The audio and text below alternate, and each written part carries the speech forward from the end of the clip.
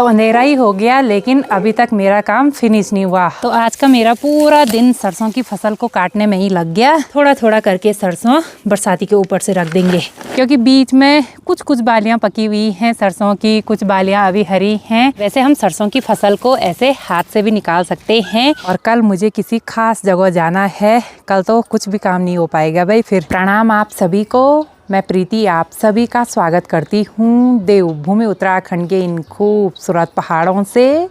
अभी टाइम करीब 9 बज चुके हैं और आज के ब्लॉग की शुरुआत भी हो गई है। तो आज इन पहाड़ों का मौसम देखिए, बड़ा गुमसुम सा हो रखा है। आसमान में काले काले बादल छाए हुए हैं और साथ में ना बिल्कुल ठंडी ठंडी सी हवाएं भी महसूस हो रही हैं। अब अप्रैल का महीना भी लगने वाला है, लेकिन अभी भी ना यहाँ पहाड़ों में बिल्कुल ठंडा सा मौसम है। और जैसे ही बारिश होती है ना, तो काफ़ी ज़्यादा ठंड बढ़ जाती है और साथ में पहाड़ियों पे बर्फबारी भी हो जाती है।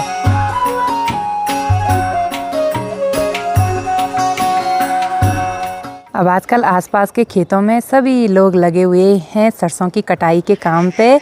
और बगल पड़ोस वाली पुपसासू जी ने भी देखिए भाई अपने छत में ये घरिया की कुछ ऐसी ढेर लगाई हुई है। ये देखिए जी, काफ़ी सारा घरिया ऐसे निकाल के रख दिया है।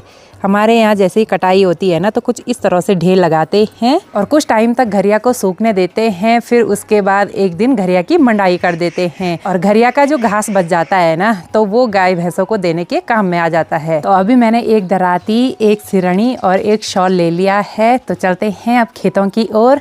आज से मैं भी अपने खेत में सरसों की कटाई का काम शुरू कर देती हूँ। तो अभी मैं आई हूँ पुराने वाले घर के रास्ते से और पुराने वाले घर के पास ही में मेरा खेत है। तो यहीं से चलते हैं नीचे खेत में। और आज तो मौसम बारिश बारिश वाला बन रहा है भाई, क्या पता दिन तक इन पहाड़ों में झमाझम बारिश हो जाए।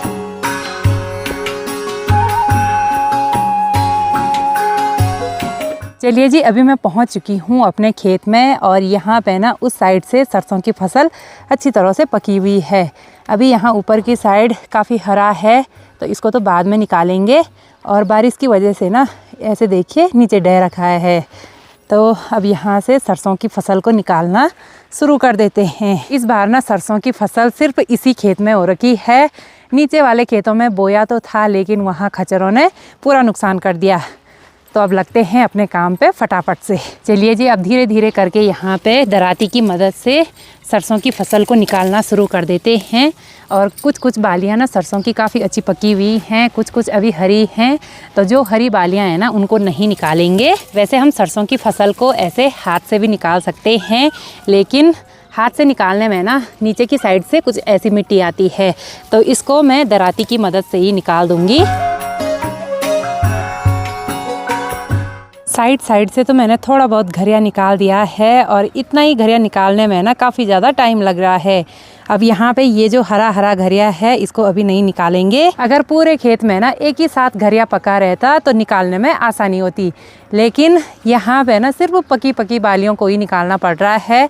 ऐसे में टाइम भी ज़्यादा लग रहा है। क्या ही बताएं भाई, अभी इतना बड़ा खेत है और इतने बड़े खेत में पता नहीं ये घरिया का काम कब पूरा होगा। बाकी अभी देखिए भाई, हमारे किमाड़ा मोहल्ले का माहौल कितना शांत हो रखा है, क्योंकि सभी लोग जा रखे हैं अपनी खेती बाड़ी का काम निपटाने के लिए।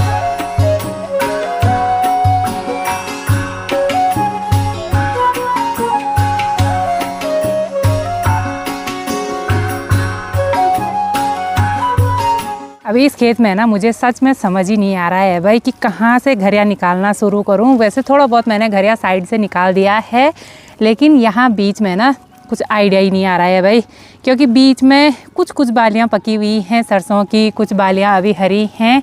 और जैसे ही मैं यहाँ पे सरसों निकाल रही हूँ ना, तो नीचे ज़मीन में भी काफ़ी सारा सरसों नीचे गिरा हुआ है। समझ ही नहीं आ रहा है भाई क्या करें, आफत भी आ रही है भाई। और एक ही काम को जैसे लगातार करो ना, तो उसमें बोरियत भी आ रही है फिर। तो बीच बीच से मैंने इतना सरसों निकाल दिया है और ऊपर की साइड से और नीचे की साइड से थोड़ा बहुत ही सरसों बचा के रखा हुआ है, क्योंकि ऊपर की साइड ना अभी सरसों उतनी अच्छी तरह से पका नहीं है।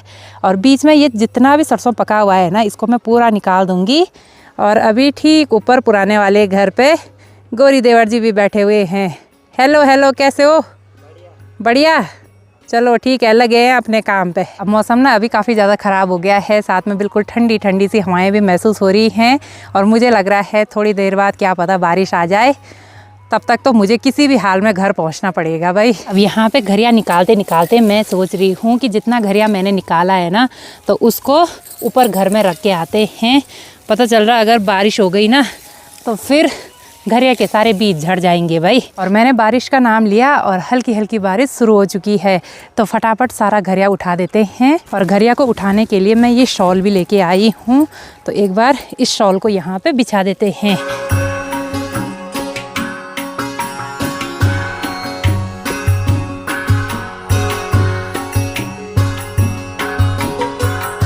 तो चलिए जी, अभी मैंने यहाँ पे घरिया की कुछ इस तरह से भारी लगा दी है और इस खेत में मुझे फिर से दोबारा आना पड़ेगा क्योंकि थोड़ा बहुत घरिया अभी छूटा हुआ है। बारिश भी तेज़ होने लग गई है भाई। ये पहाड़ों का मौसम ना कब बदल जाए कुछ भी भरोसा नहीं रहता है। सुबह के टाइम पे अच्छी सी तेज़ धूप खिली हुई थी, फिर अचानक से मौसम पूरा पैक हो गया और अभी झमाझम बारिश शुरू हो चुकी है। सही टाइम पे करीना पहुंची यहाँ पे गेट खोलने के लिए। मेरी एंट्री हमेशा सही टाइम पे होती है। ये अभी घरे निकालने जा रहे थे ना। हाँ। अब बारिश हो गई, बारिश आ गई, लकड़ियाँ भीग गई घर पे, तो दादी ने रख दी लकड़ियाँ अंदर। ये देखो इसको, दादी ने रख दी लकड़ियाँ अंदर। रख दी। हाँ तो मुझे दोबारा खेत जाना पड़ेगा मतलब। हाँ बिल्कुल। चलिए भाई, घरिया की भारी को घर में लेके आ गई हूँ। अब इसको यहाँ पे बिछा देते हैं। अब मुझे यहाँ पे एक बार ये बरसाती बिछानी पड़ेगी नीचे से और फिर ये घरिया को अच्छी तरह से रखना पड़ेगा। तब तक इसी बरसाती से घरिया को ढक के रख देते हैं। वैसे भी बरसाती काफ़ी बड़ी है। चलो भाई, बारिश से बच जाएगा ये भी यहाँ पे। और थोड़ा बहुत घरिया मैंने खेत में ही छोड़ा हुआ है तो उसको भी लेने के लिए चल लेते हैं। तो दूसरी बारी का घरिया लेके भी मैं घर में पहुँच चुकी हूँ और घरिया को मैंने बरसाती से कुछ इस तरह से ढक दिया है। और आज तो बारिश ने सारा काम ख़राब करके रख दिया है भाई। चलो बारिश हो कोई बात नहीं, लेकिन ओले नहीं गिरने चाहिए, नहीं तो खेतों में जो घरिया पका भी होगा ना तो उसकी बालियों से सारे बीज झड़ जाएंगे।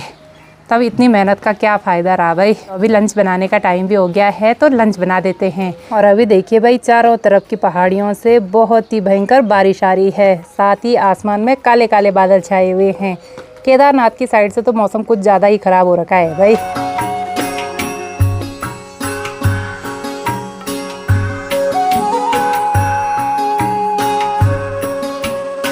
अभी टाइम करीब 4 बज चुके हैं। थोड़ी देर की झमाझम बारिश के बाद अभी मौसम काफ़ी बढ़िया हो गया है। आसमान में काले काले बादल तो छाए हुए हैं, लेकिन कहीं कहीं पे नीला नीला आसमान भी देखने को मिल रहा है।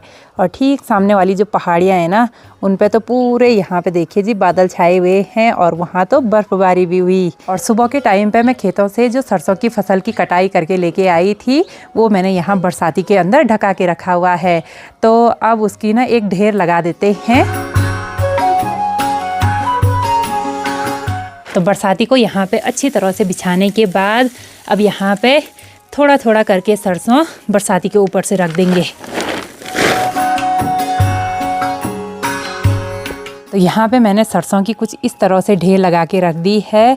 और ये देखिए जी, ये जो शॉल में लेके गई थी ना सरसों की फसल को लाने के लिए, इसमें देखिए कितने सारे ये बीज नीचे झड़े हुए हैं।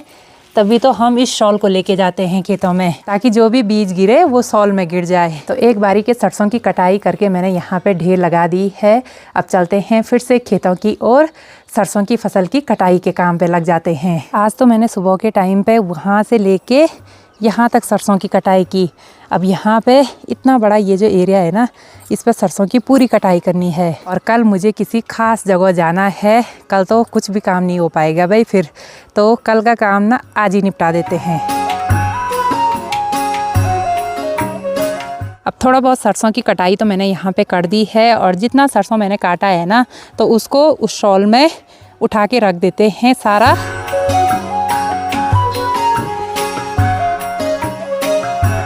चलिए जी, यहाँ पे मैंने दूसरी बार की भारी भी लगा दी है और अभी थोड़ा बहुत यहाँ पे निकाल के छोड़ा हुआ है, क्योंकि अभी मुझे थोड़ा बहुत यहाँ पे और निकालना है, तो इसको बादी में ले जाएंगे।